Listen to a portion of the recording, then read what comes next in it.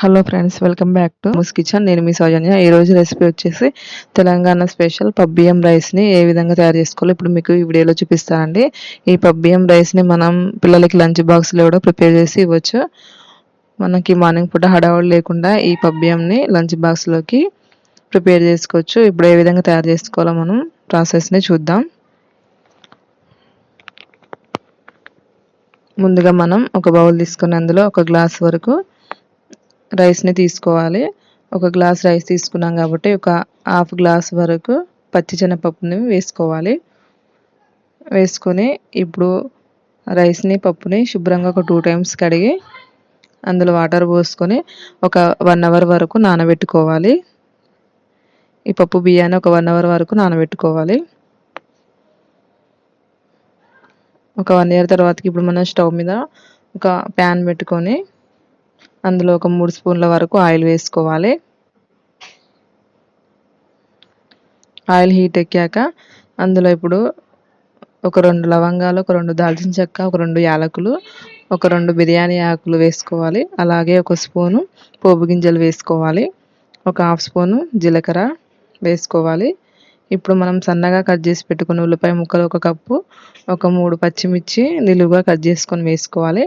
అలాగే ఒక cup carrot, ఒక కప్పు బంగాళదుంప ముక్కలు, ఒక కప్పు టమాటా ముక్కలు, కొంచెం పుదీనా, ఒక 2 రెమ్మలు కరివేపాకు వేసుకొని వీటన్నిటిని మీడియం ఫ్లేమ్లో ఉంచుకొని మగ్గించుకోవాలి. ఈ వెజిటేబుల్స్ అన్నిటిని మగ్గించుకోవాలి. ఇప్పుడు అందులో ఒక స్పూన్ వరకు అల్లం వెల్లుల్లి పేస్ట్ వేసుకొని ఈ విధంగా మగ్గించుకోవాలండి. ఇప్పుడు అందులో రుచికి సరిపడా సాల్ట్ వేసుకోవాలి.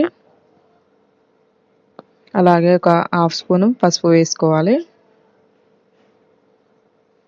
వేసుకొని ఇప్పుడు మొత్తం ఒకసారి కలుపుకొని ఇప్పుడు అందులో కొంచెం కొత్తిమీర వేసుకోవాలి. ఇప్పుడు మనం స్టవ్ మీద ఒక గిన్నె పెట్టుకొని అందులో ఒక 3 గ్లాసుల వరకు వాటర్ పోసుకొని మరిగించుకోవాలండి. మనం రైస్లో పోసుకోవడానికి వేడి వాటర్ అయితే మంచిగా ఉంటుంది. ఒక గ్లాసున్నర పప్పు బియ్యం తీసుకున్నాం కాబట్టి దానికి డబుల్ క్వాంటిటీలో ఒక 3 గ్లాసుల వరకు వాటర్ పోసుకొని వేడి చేసుకోవాలి. ఈ విధంగా మనకి కూరగాయలన్నీ మగ్గినాక ఇప్పుడు అందులో మనం నానబెట్టుకున్న పప్పు బియ్యాన్ని వాటర్ లేకుండా వేసుకోవాలి. వేసుకొని ఒక 2 మినిట్స్ వరకు ఈ విధంగా మనం ఫ్రై చేసుకోవాలండి రైస్ని, పప్పుని. ఇప్పుడు అందులో మనం బాయిల్ చేసుకున్న హాట్ వాటర్ని పోసుకోవాలి. ఈ విధంగా వేడి నీళ్ళని పోసుకొని మొత్తం ఒకసారి కలుపుకోవాలి. ఇప్పుడు సాల్ట్ని చెక్ చేసుకోవాలి ఒకసారి. మనకి సాల్ట్ తక్కువగా ఉన్నట్లయితే చూసుకొని కొంచెం వేసుకోవాలి. ఇప్పుడు ఒకసారి మొత్తం కలుపుకున్నాక మూత పెట్టుకొని మీడియం ఫ్లేమ్లో ఉంచుకొని ఒక 5 మినిట్స్ వరకు ఉడికించుకోవాలి. మధ్య మధ్యలో కలుపుతూ ఉండాలి, లేకుంటే అడుగున మాడిపోతుందండి.